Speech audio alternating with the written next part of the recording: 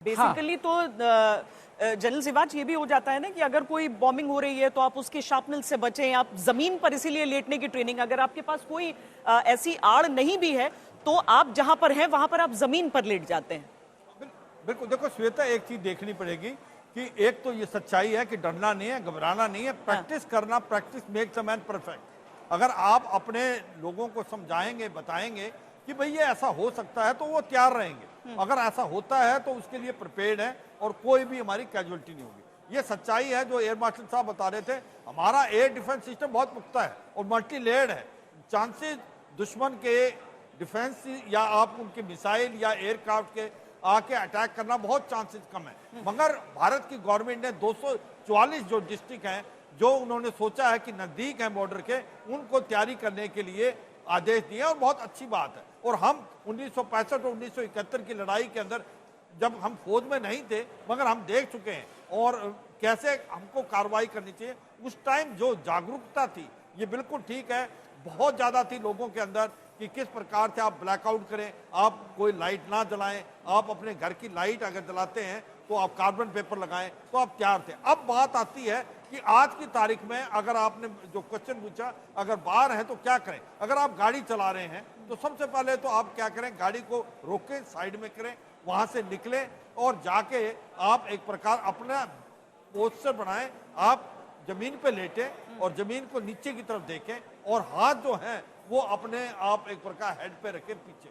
ये एक बहुत ही पुख्ता है। दूसरी बात हमें समझनी पड़ेगी, हम कहीं ना कहीं इजराइल की बात करते हैं, कहीं ना कहीं हम यूक्रेन की बात करते हैं, वहां पर बंकर बनाए हुए हैं।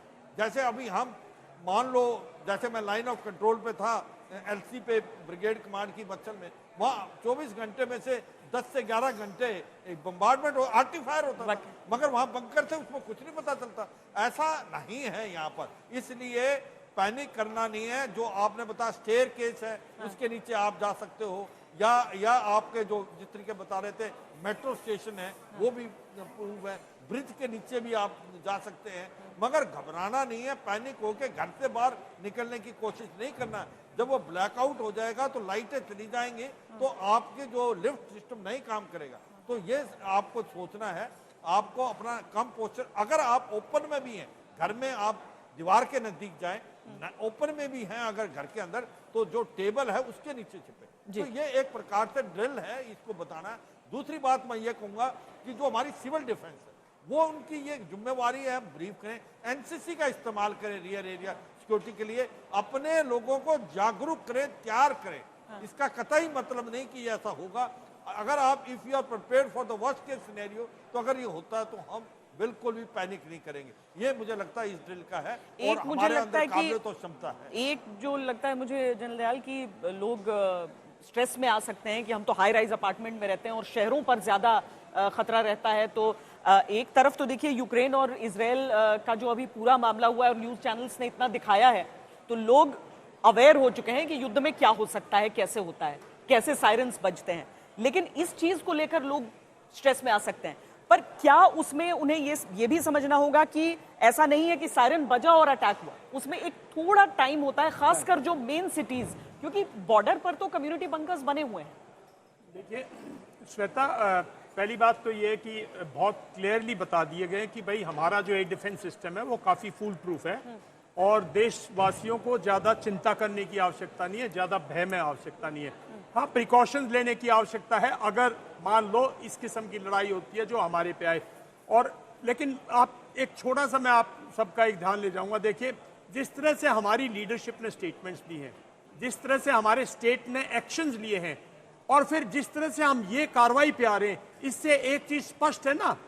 और जिस तरह से पाकिस्तान के डिफेंस मिनिस्टर ने स्टेटमेंट दी है, एक चीज स्पष्ट है कि भारत कुछ ना कुछ बड़ा करेगा, भारत कुछ ना कुछ बड़ा करेगा। तो ये अपने नागरिकों को पता होना चाहिए कि संयम रखो, भारत कुछ ना कुछ बड़ा करेगा।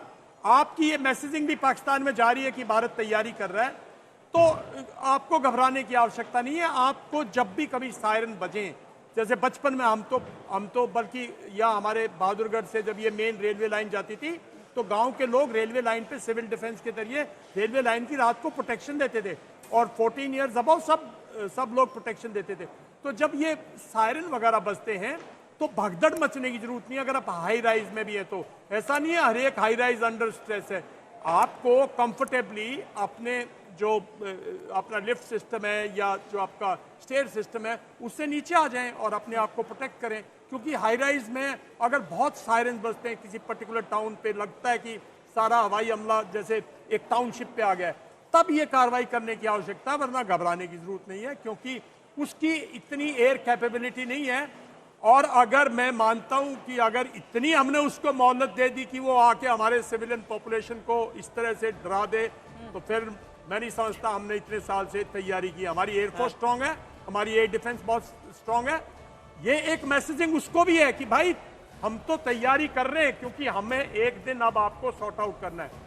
और मतलब जैसे कि प्रधानमंत्री ने कहा था कि ये डिसाइसिव वॉर है, ये डिसाइसिव अगर जब आप लड़ाई लड़ेंगे तो आप तैयारी करेंगे, तो ये तैयारी का फेज है। फौज तैयारी कर रही है, एयरफोर्स तैयारी कर रही है, आर्मी तैयारी कर रही है, सिविल ब्यूरोक्रेसी लगी हुई है अपनी तैयारी में, जो ऑर्डिनेंस फैक्ट्रीज लगी हुई है अपनी तैयारी में।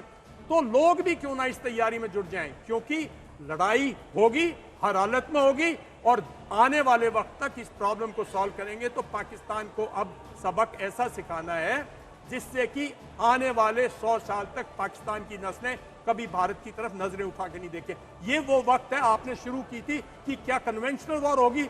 मेरा मानना यह है कि अगर हमने ये पीढ़ी दर पीढ़ी जो दुख सहा है, पीढ़ी दर पीढ़ी जो मार खाई है, पीढ़ी दर पीढ़ी जो खून बहा है हमारे लोगों का, पीढ़ी दर पीढ़ी जो माताएं रोई हैं, और इसका हिसाब लेने का वक्त आ रखा है। बिल्कुल कमजोर पाकिस्तान है आज के दिन, पूरी दुनिया में किसी की नहीं कोई मतलब, चाइना वाइना का कोई मतलब नहीं है। ये ठीक वक्त है और इस ठीक वक्त पर पाकिस्तान को एक सबक सिखा दिया जाए। तैयारी के साथ सिखाओ, घबराने की जरूरत नहीं है। कोई ज्यादा नहीं, सीधी सी बात है कोई हमें बेचैनी भी नहीं दिखानी कि कल करें परसों करें। वक्त हमारा होगा, जगह हमारी होगी, और उस जगह पे जब वक्त और टाइम आएगा हमारी सेनाएं कार्रवाई करेंगी, लेकिन कार्रवाई होगी।